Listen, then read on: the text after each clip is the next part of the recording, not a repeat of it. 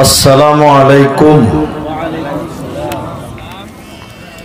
الحمد لله نحمده ونستعينه ونستغفره ونعوذ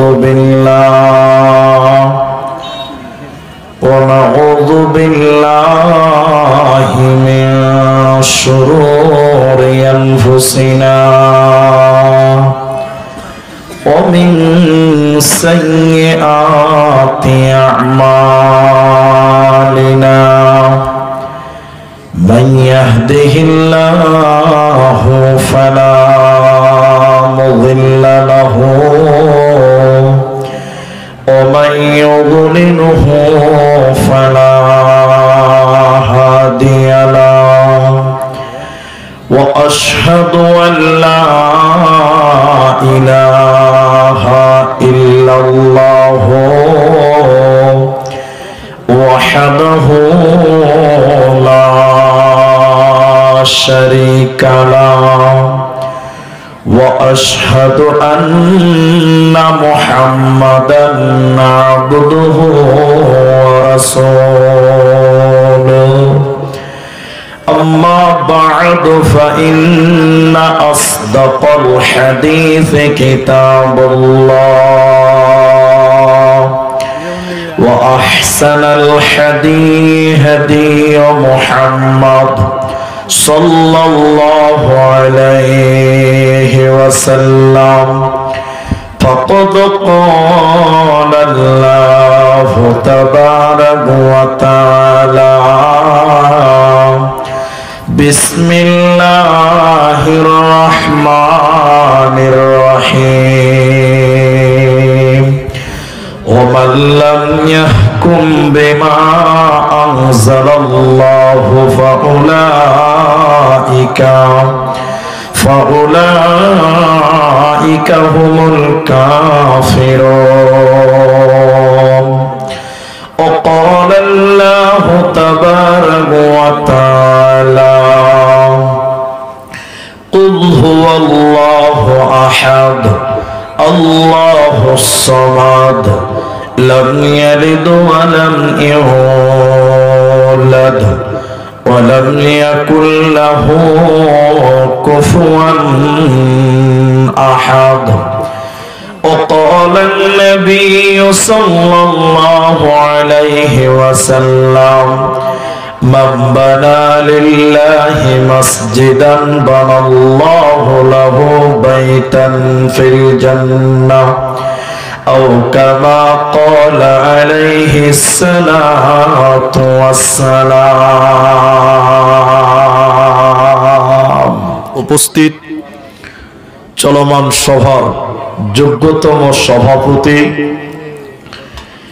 স্টেজে ওলামায়ে কেরাম অতিথিবৃন্দ আমার সামনে বসে থাকা দিনদার ইমানদার মুমিন ভাই সকল দোয়ার কান্ট্রি মুরব্বী সমাজ স্নেহের কচিকাচা পর্দার অন্তরালে বসে থাকা মুমিনা সলেহা মা ও বোনেরা প্রাণ প্রিয় কাচনাবাড়ি রায়গঞ্জ করণদিঘি উত্তর দিনাজপুরবাসী সর্বাগ্রিসে সে মহান আল্লাহ তাবারাক ওয়া তাআলার প্রশংসা জ্ঞাপন করি যে আল্লাহ তাবারাক ওয়া তাআলা আমাদেরকে এক মসজিদ নির্মাণ কল্পে আয়োজিত মাহফিলে বসিয়ে কোরআন এবং হাদিসের আলোচনা করা আপনাদের শ্রবণ করা যিনি তৌফিক ইনায়াত করেছেন সেই মহান মনিবের দরবারে শুকরিয়া আদায় করি। আমরা সকলেই একবার বলি আলহামদুলিল্লাহ। দরুদ ও সালাম বর্ষিত হোক শেরকারে কায়নাত তাজদারে মাদানী নবী কুল শিরোমণি ইমামুল আম্বিয়া নবী মক্কি নবী মাদানী নবী আহমদ নবী মুহাম্মদুর রাসূলুল্লাহ বলুন সাল্লাল্লাহু আলাইহি ওয়াসাল্লাম। মহতারাম ভাইও বুজুর্গ দোস্ত, 10:30 টাইম ছিল, প্রায় 15 মিনিট টাইম নষ্ট হয়ে গেছে। যাই হোক, কাজে হয়েছে কিছু। আমি কোরআনুল কারীমের দুই জায়গা থেকে কয়েকটি আয়াত এবং হাদিসে নববী থেকে একটি মাত্র হাদিসের টুকরো পাঠ করেছি। উল্লেখিত আয়াত এবং হাদিসকে কেন্দ্রবিন্দুর মধ্যে রেখে কিছু কথা বলবো, যদি আল্লাহ তৌফিক দেন তো। আলাইহি তাওয়াক্কালতু ওয়া ইলাইহি উনীব। মহতারাম ভাইও বুজুর্গ দোস্ত, আমি আমার আলোচ্য বিষয় বলার পূর্বে দুটি আবেদন করব। এই মাঠটা আমার পরিচিত মাঠ, গত বছর সময় দিতে পারিনি, তার আগে এসেছি দুবার। তো আপনারা যারা এসেছেন শ্রোতা হিসাবে, অন্য দিনের তুলনায় আজকে মোটেও কুয়াশা নেই, এই জন্য বলুন আলহামদুলিল্লাহ। জি, গতকালকে সন্ধ্যা 6টার পর রাস্তা চিনতে পারছিলাম না। আমি আপনাদের প্রথম যে অনুরোধটি করছি সেটি হলো যে আপনারা যেহেতু সামনে আসেন, আমি কিছু জিজ্ঞাসা করলে আপনারা উত্তর দেবেন, বলুন ইনশাআল্লাহ। মাশাআল্লাহ। ভাই যারা দাঁড়িয়েছেন বসেন, পেছনের লোকেরা বসেন, দেখতে অসুবিধা হলে সামনে আসেন, জায়গা আছে, বসেন বসেন, বসে যান আল্লাহর রাস্তায়। আর দ্বিতীয় কথা হলো 10টা মিনিট ঘড়ি দেখেলেন, কেউ উঠবেন না, উঠবেনই না, উঠাউঠি বন্ধ। 10 মিনিট পর যার পেশাব লেগেছে উঠবে, যার জরুরত আছে সে উঠবে। 10 মিনিট আগে আমরা কেউ উঠবো না, বলুন ইনশাআল্লাহ। আমি আপনাদের সামনে আজকে কি বক্তব্য রাখবো, যেটাই ভাবি আগের বক্তা বলে দিয়ে চলে যাচ্ছে, যাই ভাবছি আরেকটা বক্তা বলে চলে যাচ্ছে। তো লাস্ট বক্তা হলে এটা হয়।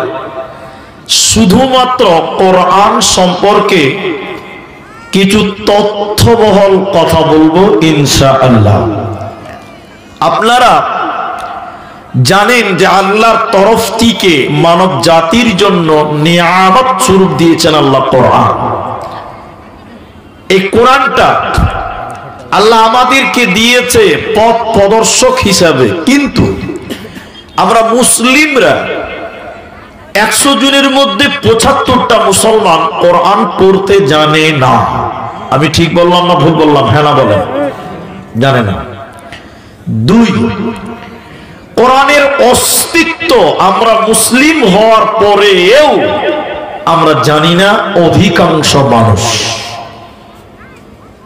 কোরআনটা আপনার মনে হচ্ছে একটা বই, একটা কিতাব, কিন্তু এর মাহাত্ম্য, এর তাৎপর্য, এর ইতিহাস, এর হিস্টোরি কি আমরা মুসলিম হওয়ার পরেও জানি না। দেখেন গুরুত্ব কত আছে।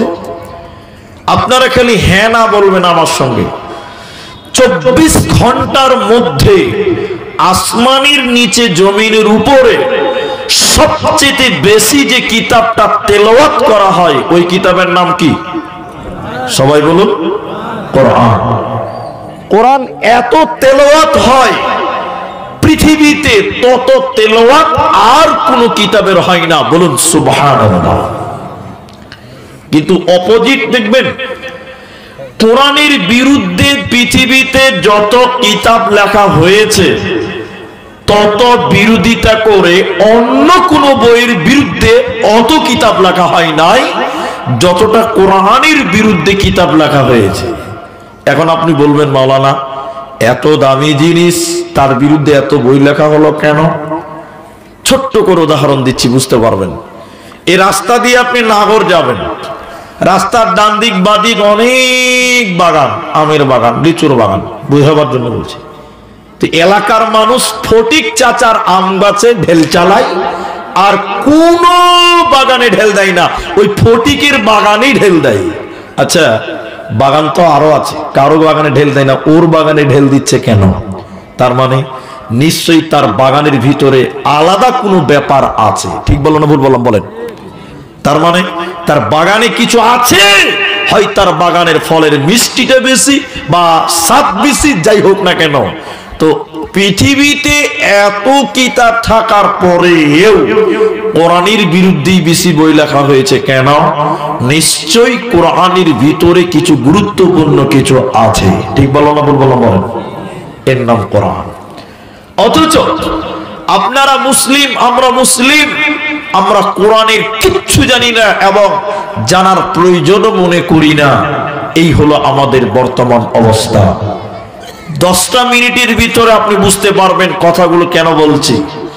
এখন পৃথিবীর এই কোরআনের দিকে তাকিয়ে তাকিয়ে আপনি কোরআনকে প্রশ্ন করবেন, জিজ্ঞাসা করবেন তার পরিচয়, তার হিস্টোরি, তার ইতিহাস, কোরআন নিজে তার জবাব দিবে। আরেকবার বলুন সুবহানাল্লাহ।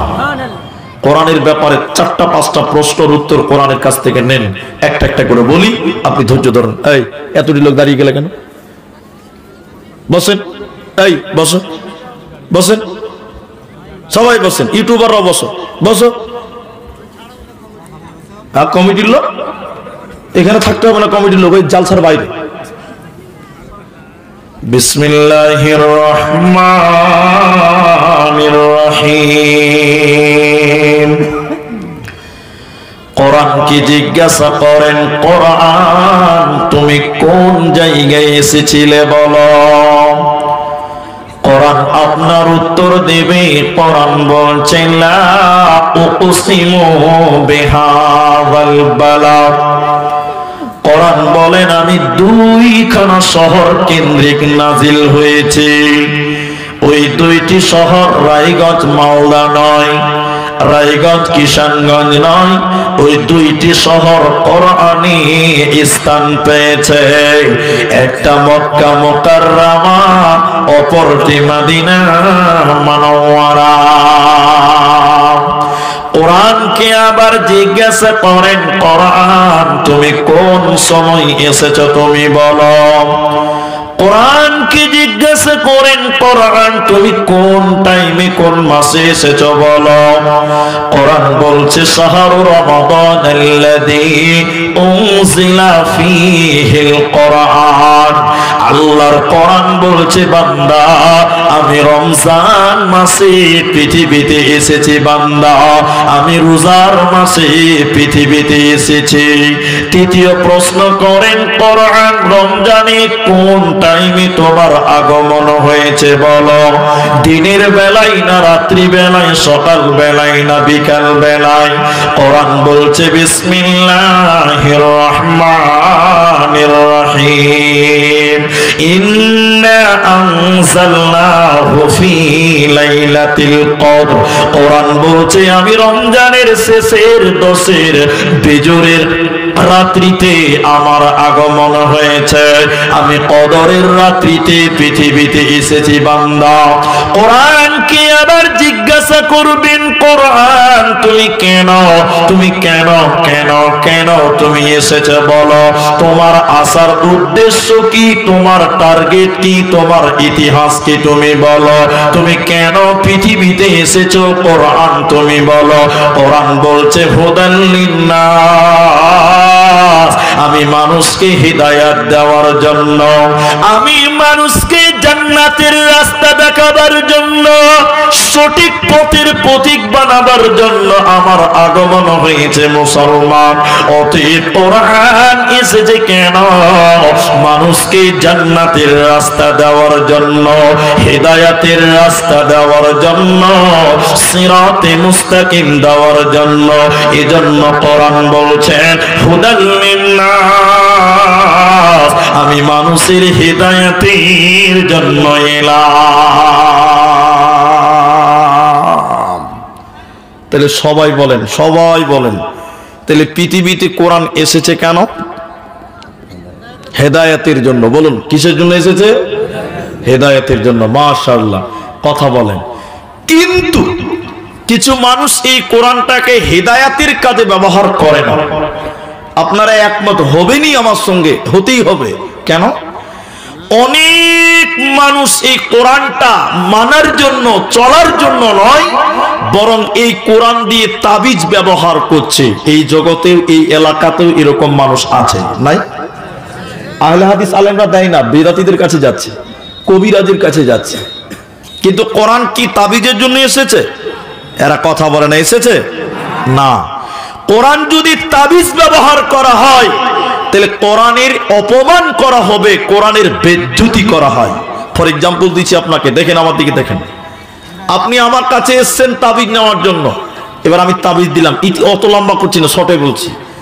তাবিজের ভিতরে কি ভরা আছে? কোরআনের আয়াত, কোরআনের নকশা। এই তাবিজটা নিয়ে আপনি পায়খানা করতে যান। আপনাদের এলাকার লোক তাবিজ নিয়ে পায়খানায় যায় না তাবিজ খুলে রেখে যায়? বলে এই তাবিজটা ধরতে হয় পেশাব করে আস, কেউ বলে না? তাবিজটা নিয়েই যায়। বলুন তাহলে তাবিজের ভিতরে ভরা আছে কি? সবাই বলুন কোরআন। তাহলে আপনাকে যদি আমি দেই এই জ্যান্ত কোরআনটা, যে ভাই আমার পায়খানা মার্বেল পাথর মাজাক করা আছে, এত সুন্দর পায়খানাতে এই কোরআনটা নিয়ে জানি তো পায়খানা করে আসেন, আপনাদের এখানকার কে যাবে? হাত তোলো। যাবে? যাবে না। কোরআন নিয়ে আপনি পায়খানায় যাবেন না। কেন?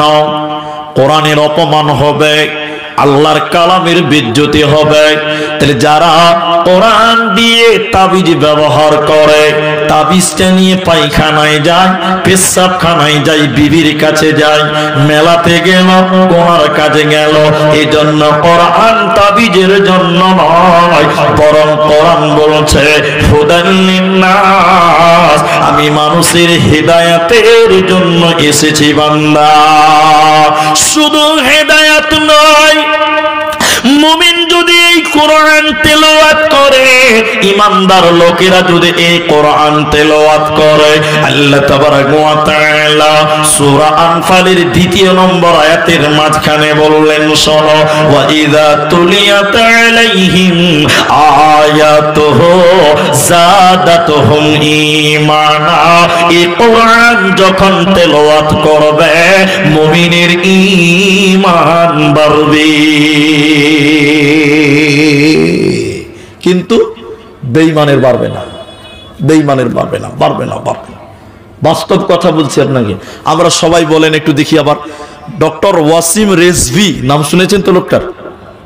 জি ভাই, না হারকা না ধারকা মানে বুঝেন না? এখন হিন্দুরা পুষছে না মুসলমানেরা পুষছে? অথচ সে লোভে হোক যে কোনো কারণে হোক ইসলাম ধর্ম ত্যাগ করেছে। এইদিকে দেখেন, ও যখন ইসলাম ধর্ম ত্যাগ করে, আমরা পেপার পত্রিকায় দেখেছি, পড়েছি, সে কোরআন এরকম হাতে নিয়ে বলেছিল এই কোরআন থেকে 26টা আয়াতকে কেটে বাদ দিয়ে দিতে হবে। বলুন নাউযুবিল্লাহ। আচ্ছা বলুন, কোরআন থেকে 26টা আয়াতকে যে চিহ্নিত করতে পেরেছে, ও নিশ্চয়ই কোরআন পড়েছে। কি বলছেন, পড়ে নাই? আরে পড়েছে মানে আপনার আমার চাইতে বেশি পড়েছে, তরজমা সহ পড়েছে, কিন্তু সে লোকটা হেদায়েত পেল না, বেঈমান হলো, গোমরাহ হলো। তাহলে আল্লাহ যে বলছেন ঈমান বাড়বে, এই বলিছে আল্লাহ যে বলছে ঈমান বাড়বে, ফর এক্সাম্পল দিলে বুঝতে পারবেন। আর একটু কথা বলি তাহলে বুঝতে পারবেন। এই যে রাস্তাতে গাড়ি চলছে এখন 3 চাকা, তার নাম টোটো। টোটো বুঝেন তো? পিলপিলি, পিলপিলি আমাদের দেশে পিলপিলি বলে, পিলপিলি। ওই পিলপিল করে চলে তো, ওই লেগে বলছে পিলপিলি। আচ্ছা, এই টোটো গাড়িটা চলে ব্যাটারিতে। কিসে চলে?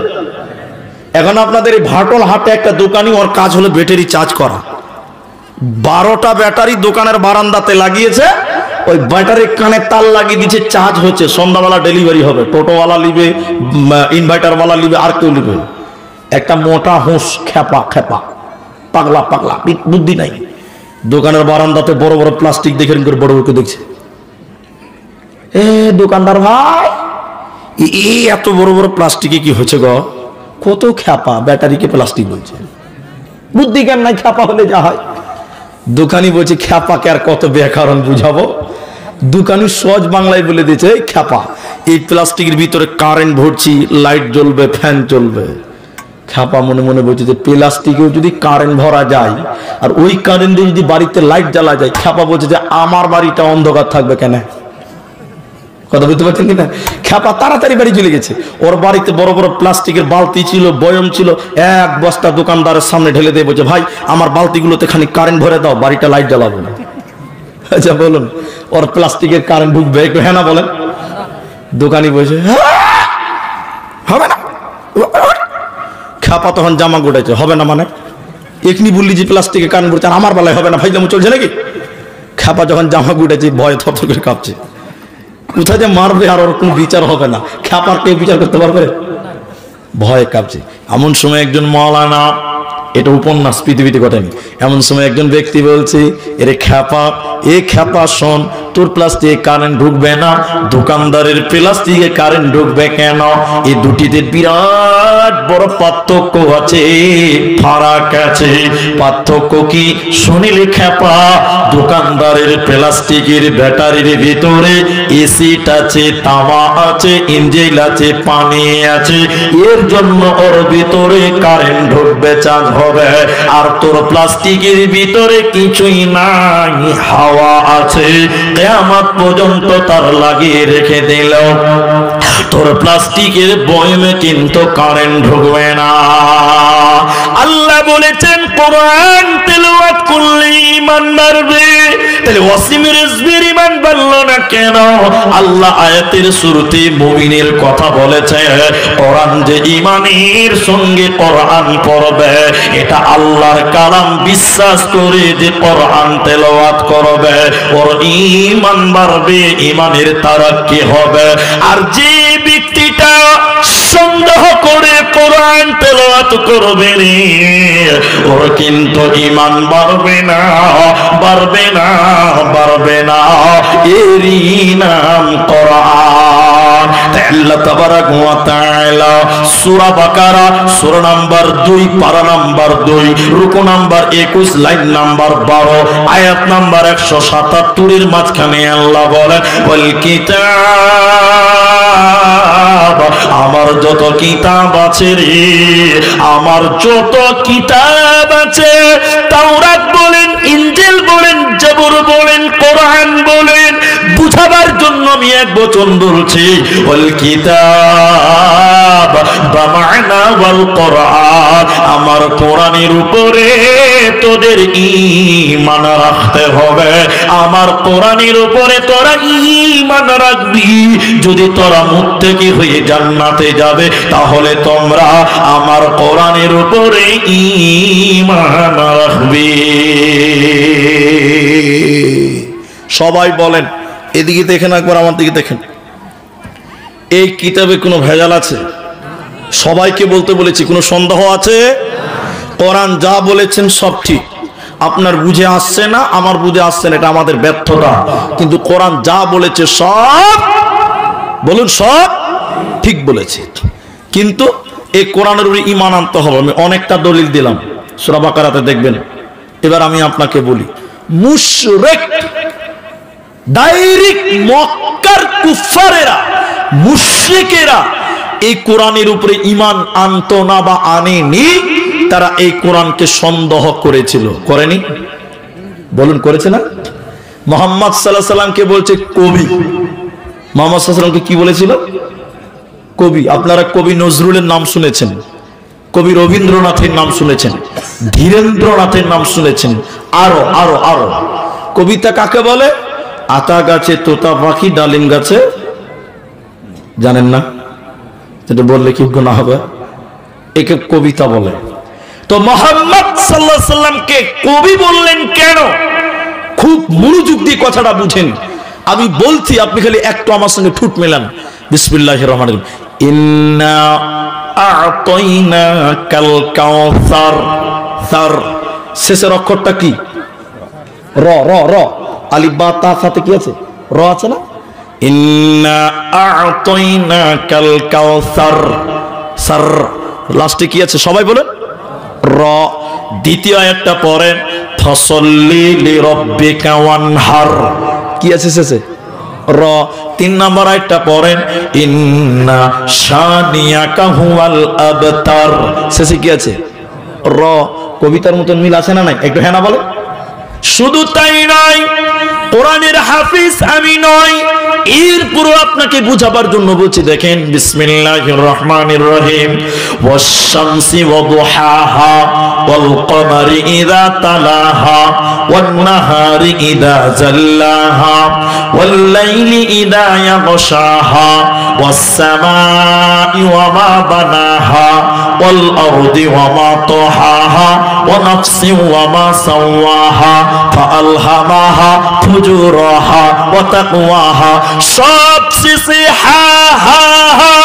এই জন্য মক্কার মুশরিকেরা বলেছিল, মক্কার কাফিররা বলেছিল, বলেছিল মুহাম্মদ কবি হয়ে গেছে, আর এই কোরআনকে তারা অস্বীকার করে বলেছিল এটা আল্লাহর কালাম নয়, এটা নবী মুহাম্মদুর রাসূলুল্লাহ সাল্লাল্লাহু আলাইহি ওয়াসাল্লাম বাড়িতে বসে বসে বানিয়েছে।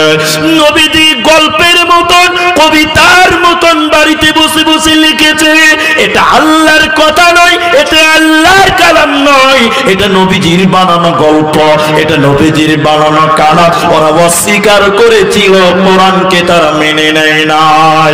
আল্লাহ তাবারাক ওয়া তাআলা কাফিরদের উদ্দেশ্যে, কাফিরদের চ্যালেঞ্জ দিয়ে আল্লাহ কোরআনে আয়াত নাযিল করলেন, হে মুশরিকের দল, হে মক্কার কাফিরের দলেরা, তোমরা যদি বলো এই কোরআনটা আল্লাহর কালাম নয়, নবীজি বাড়িতে বানিয়েছে, তাহলে আমি আল্লাহ বলি শোনো, তোমরাও মানুষ, নবীও মানুষ, তোমরাও মানুষ, পার্থক্য নবীর কাছে ওহী হয়, তোমাদের কাছে নাজিল হয় না।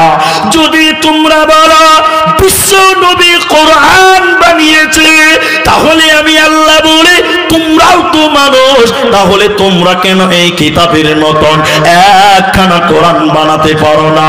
আল্লাহ তাবারাক ওয়া তাআলা বলেন, ওয়া ইন কুনতুম ফী রাইবিন মিম্মা নাযালনা আলা আবদিনা ফাতু বিসূরাতিন মিন মিছলিহি ওয়াদউ শুহাদা।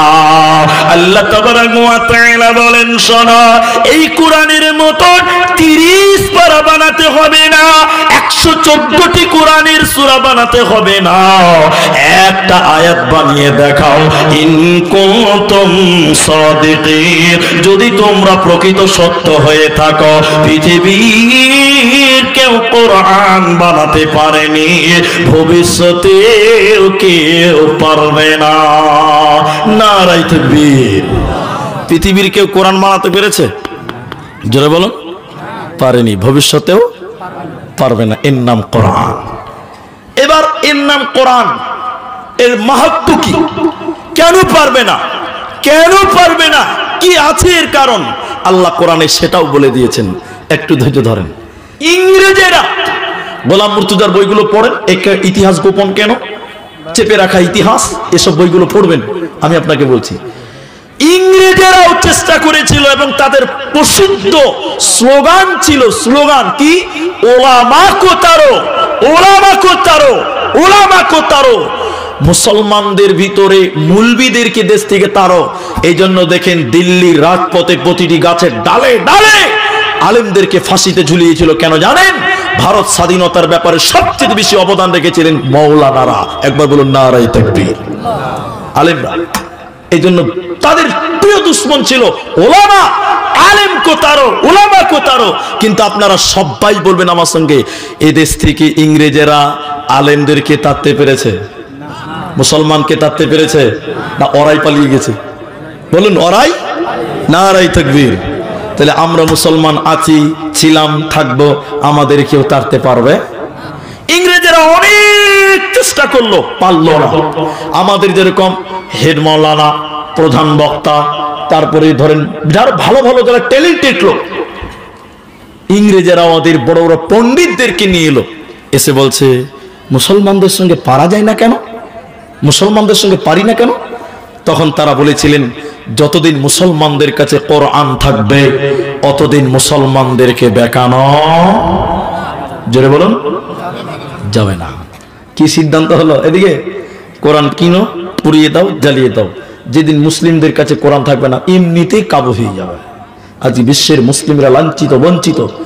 আরব কান্ট্রি, সেখানেও আজকে থিয়েটার হচ্ছে, নাচ হচ্ছে, গান হচ্ছে। বিশ্বাস করবেন না, আজকে আমাকে দিনাজপুরের একটা ছেলে সৌদি আরবে আছে, দুঃখ করে বললেন, শহরের নামটাম সব বলে দিয়েছেন।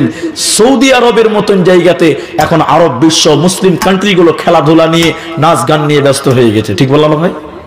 কোরআন চর্চা নাই। দেখেন আমি যে কথাটা আপনাকে বলছি, তখন তারা বলল কোরআন কিনো, পুড়িয়ে দাও, জ্বালিয়ে দাও। এইটুকু বানিয়ে বানিয়ে বলছি, এইটুকু বুঝাবার জন্য বলছি। খাড়ি গোপালপুর মাদ্রাসা, একজন বেঈমান নাস্তিক আমার মতন লম্বা পাঞ্জাবি পড়েছে। আসলে লোকটা কি মুলবি না ডুপ্লিকেট? ডুপ্লিকেট মাল, জাল। এই মাদ্রাসায় যে হেড মাওলানাকে বলছে, মুলি সাহেব আপনাদের মাদ্রাসায় কোরআন আছে? আচ্ছা, ইনাকে যদি জিজ্ঞাসা করা হয় আপনাদের মাদ্রাসায় কোরআন আছে, উনি উত্তর কি দিবে? এই আপনার মাথায় গোবর আছে নাকি? হ্যাঁ, মাদ্রাসায় কোরআন থাকবে না? থাকবে কি থাকবে না? তো হেড মুলি বলছি ই কি প্রশ্ন রে বাবা, মাদ্রাসায় কোরআন থাকবে না? আছে। বলছে কতটি আছে মুলি স্যার? বলছে মেলা আছে। কতটি লিখা? সবটি লিভ। তখন কোরআন বিরুদ্ধে আন্দোলন চলছে, তখনই হেড মাওলানা বুঝে লিয়েছে ডালমে কুচ কালা হে। শর্ট করে বললাম কথাটা। এবার হেড মাওলানা খাড়িকে বল পরে হেড মাওলানা তিনটে ছেলে কেটে গেছে, আব্দুর রহমান, আব্দুর রহিম, আব্দুল সত্তার করে বাপ। চিমনি স্যার বলেন তোমরা তো গোটা গোটা কোরআন মুখস্থ করেছ। হাফেজ যারা কোরআন মুখস্থ করে না, তোমরা গোটা গোটা কোরআন মুখস্থ করেছ। এরে বাবা, বিদেশি মেহমান কোরআন নেওয়ার জন্য এসেছে। এরে আব্দুর রহমান তুমি 1 থেকে 10 পারা শুনিয়ে দাও। এরে আব্দুল সত্তার 11 থেকে 20 পারা শুনিয়ে দাও। এরে আব্দুর রহিম তুমি 21 থেকে 30 পারা শুনিয়ে দাও। যখন তিনটে ছেলে বিসমিল্লাহ থেকে শুরু করে মিনাল জিন্নাতি ওয়ান নাস বলেছে, ওই বেঈমান দাঁড়িয়ে মাথায় হাত দিয়ে কালেমা পড়ে বলতে লাগলো, আমাদের আলোচনা হয়েছে কোরআন কিনো পুড়িয়ে দাও, জ্বালিয়ে দাও, কিন্তু আমি আল্লাহর কসম করে বলছি মুসলমানদের থেকে কোরআনকে আলাদা করা সম্ভব হবে না। তার কারণ মুসলমানেরা তাদের কোরআন তাদের আত্মাতে জায়গা দিয়েছে। এই কোরআনকে যদি পুড়িয়ে দেওয়া হয় মুহূর্তে নতুন কোরআন ছেপে যাবে, শুধু প্রিন্ট হতে যতক্ষণ টাইম। তার কারণ তামাম পৃথিবীতে লক্ষ কোটি কোটি বিলিয়ন মিলিয়ন কোরআনের হাফেজ আছে বন্ধুরে, এই কোরআনকে মিটানো সম্ভব হবে না। আল্লাহ তাবারাক ওয়া তাআলা কোরআনে তাই বলছেন, ওয়া ইন কুনতুম ফির, আল্লাহ কোরআনে বলেছেন শোনো, ইন্না নাহনু নাযালনা যিকরা ওয়া ইন্না লাহু লাহাফিযুন। আমি আল্লাহ এই কোরআনকে নাজিল করেছি রে মুসলমান, এই জিকিরকে নাজিল করলাম। কোরআনের নাম তানজিল, কোরআনের নাম জিকির। আল্লাহ বলেন আমি কোরআনকে নাজিল করেছি মুসলমান, এই কোরআনের হিফাজতের দায়িত্ব আমি আল্লাহ নিয়েছি রে। এই কোরআনকে মিটানো যাবে না, যাবে না, যাবে না। একজন ইসলামিক পণ্ডিত এই রকম কোরআন পৃথিবীর বাসীর কাছে তুলে ধরেছিল, বিশ্বের মানুষের কাছে তুলে ধরেছিলেন, পৃথিবীর কাছে তুলে ধরে বলেছিলেন দেখে নাও কোরআন। আপনারাও দেখলেন কোরআন। সবাই যখন কোরআন দেখলো, পণ্ডিত তিনি কোরআনটা বন্ধ করে বলছেন এবার বলো এই কোরআনটা কেমন দেখলে, কিভাবে দেখলে বলো। সবাই তখন বলতে লাগলো সাদা কাগজে কালো কালিতে লেখা আছে। তিনি বলেছিলেন বন্ধুরে এই কোরআনটা এই চক্ষু দিয়ে দেখলে হবে না, এই কোরআনটা ইমানের চক্ষু দিয়ে দেখো। এই কোরআনটা এই চক্ষু দিয়ে দেখলে হবে না, ইমানের চক্ষু দিয়ে দেখো। এই কোরআনটা পৃথিবীর কোনো কাগজে নয়, এই কোরআনটা পৃথিবীর কোনো কালিতে নয়, বরং এই কোরআনটা শহীদের রক্তের বিনিময় লেখা হয়েছে রে। এই কোরআনের জন্য কত মা বিধবা হয়েছে, এই কোরআনের জন্য কত বাচ্চা ইতিম হয়েছে, কত মা তার সন্তান হারিয়েছে। এই কোরআনটা বহু কষ্টের বিনিময়, জানের বিনিময়ে এসেছে। অতএব পৃথিবীতে যতই ষড়যন্ত্র করুক না কেন কোরআনকে মেটানো সম্ভব হবে না, পারবে না, পারবে না। এরই নাম কোরআন। এবার তৃতীয় যে কথাটা, এই কোরআনে পড়ার গুরুত্ব আছে নাই? জোরে বলুন আছে। এটা হাদিস বলবো, তার আগে বলে নেই এখন অনেক মুসলমান কোরআন টোটাল পড়তে জানে না, এই সংখ্যাই বেশি। ঠিক বললাম না ভাই? আপনি ইংরেজি পড়ছেন, এদিকে দেখেন, পড়েন, জায়েজ আছে, হারাম নয়, দরকারও আছে। দরকার নাই? আজকে মেয়েদের সিজার হবে, এই মুলি সাহেবের বউ সিজার হবে, পর পুরুষের সামনে ল্যাংটা হয়ে দাঁড়াচ্ছে। ঠিক বললাম না ভুল বললাম? বলেন। আজকে আব্দুর রহমানের বোন যদি ডাক্তার হতো তাহলে ওই এলাকার মায়েদের সিজার আব্দুর রহমানের বোন করতো। ঠিক বললাম না ভুল বললাম? তাহলে আমাদের মেয়েদের ডাক্তার বানাতে হবে কি হবে না? এরা কথা বলেন হবে না? হবে। মুসলিম ডাক্তার লাগবে, উকিল লাগবে, জজ লাগবে। একজন নেতা, তার নামটা আমি বললাম না, এটা রাজনৈতিক মাঠ নয়, তিনি বলেছিলেন অনেক হয়েছে মাস্টার, অনেক হয়েছে ডাক্তার, সব বাদ দাও। ভারতবর্ষে গৌরবের সঙ্গে বাঁচতে গেলে ছেলে মেয়েদেরকে উকিল বানাও, জজ বানাও, হাকিম বানাও। কারণ তুমি জানো না, পার্লামেন্টে বলুন আর কোর্টে বলুন, সব মামলাই যেন মুসলমানদের বিপক্ষে এখন দাঁড়িয়ে যাচ্ছে। ঠিক বলো না ভাই? উকিল ঘরে ঘরে তৈরি করতে হবে। তাহলে উকিল করতে গেলে কি খালি ইয়াসিনুল কোরআনিল হাকিম এটা পড়লে হবে? আমি কোরআনকে ছোট করছি না, নাউজুবিল্লাহ আস্তাগফিরুল্লাহ, না। তাহলে তোমার ইংরেজির দরকার আছে, আবার একবার হ্যাঁ না বলুন। অঙ্কর দরকার আছে, বিজ্ঞানের দরকার আছে, কিন্তু কোরআনে সব আছে, কোরআনে সব আছে। তারপরেও বলছি, এটা উদাহরণ দিলে বুঝতে পারেন। উপন্যাস পৃথিবীতে ঘটেনি।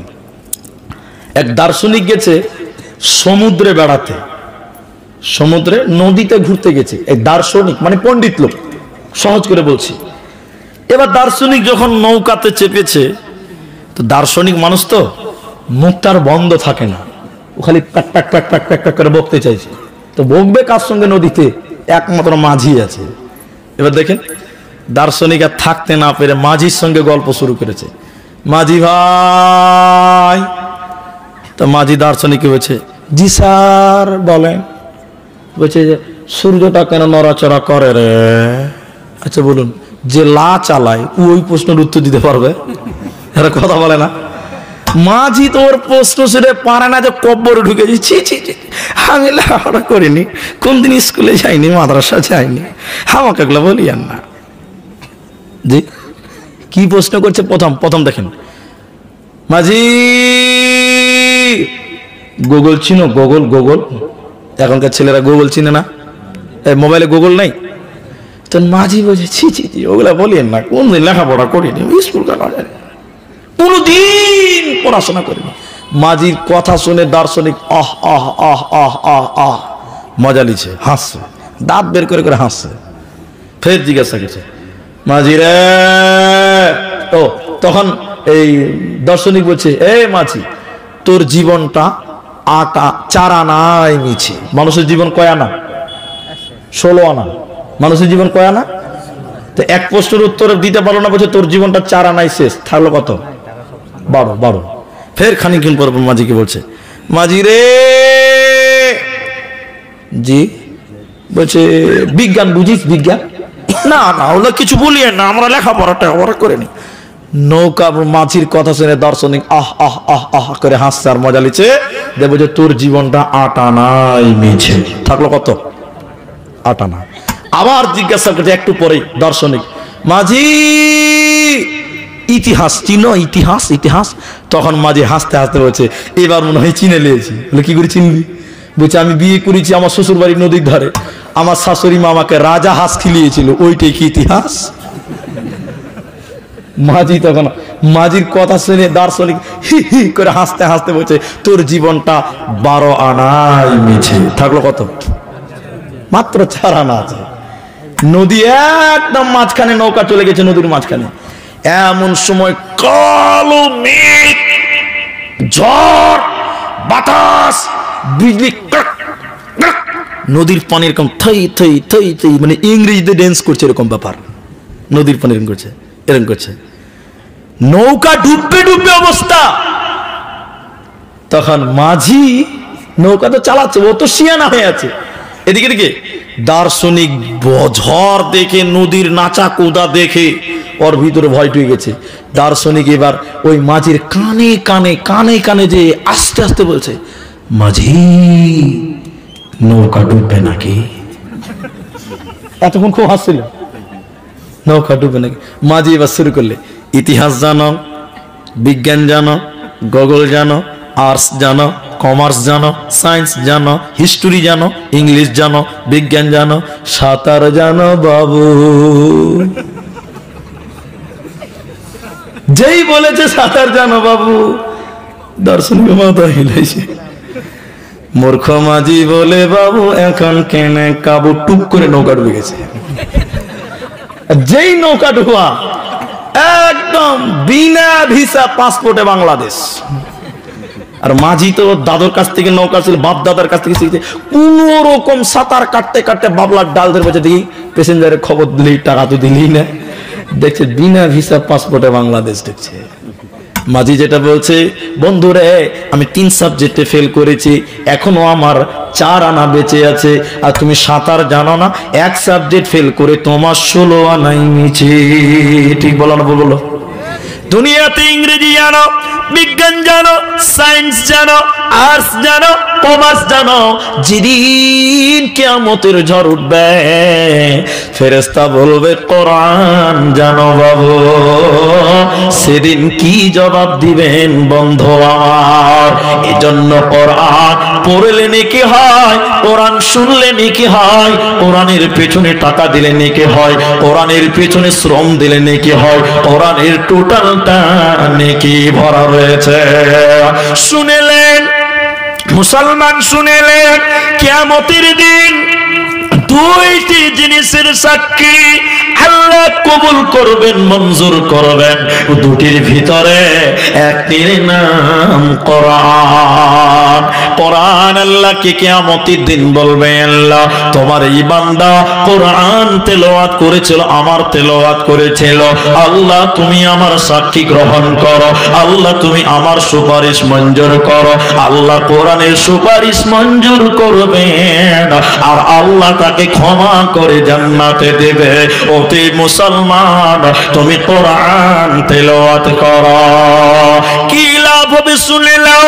নবীজি বলেছেন আলিফ লাম মিম, 3খানা হরফ যে পাঠ করবে আল্লাহ তার আমলনামায় 30টা নেকি দিবে। সুবহানাল্লাহ বলেন। 30 নেকি শতে শত আল্লাহ আমলনামায় দিবে। পৃথিবীতে এমন কোন কিতাব আছে কিনা আমি জানি না। এদিকে দেখেন, আমাদেরকে দেখেন, একটা লোক লন্ডন থেকে কিতাব নিয়ে এসেছেন, 1.5 লক্ষ টাকা দাম। এদিকে আমার দিকে দেখেন, সারাদিন বিন বিন বিন বিন করে কিতাবটা পড়ছে, কিতাবটা 1.5 লক্ষ টাকা দাম। আচ্ছা বলুন, এই কিতাবটা পড়লে জ্ঞান, ওই কিতাবটা, এটার কথা বলছি না আমি, 1.5 লক্ষ টাকা দাম কিতাব বলছি, ওই কিতাবটা পড়লে জ্ঞান বাড়বে, গ্যারান্টি দেওয়া যাবে? কারণ অনেক বই পড়ে মানুষ আরো গোমরাহ হচ্ছে, দেশে পথভ্রষ্ট হচ্ছে, অনেক বই পৃথিবীতে আছে। তাহলে জ্ঞান বাড়বে, গ্যারান্টি দেওয়া? নেকি পাওয়া যাবে? বলুন, নেকি পাবে? 1 কানা করে নেকি পাবে না, কিন্তু কোরআন পড়লে নেকি হবে। শুধু হবে না, প্রতিটা অক্ষরে অক্ষরে 10টা করে নেকি আল্লাহ দেবে। আরেকবার বলুন সুবহানাল্লাহ।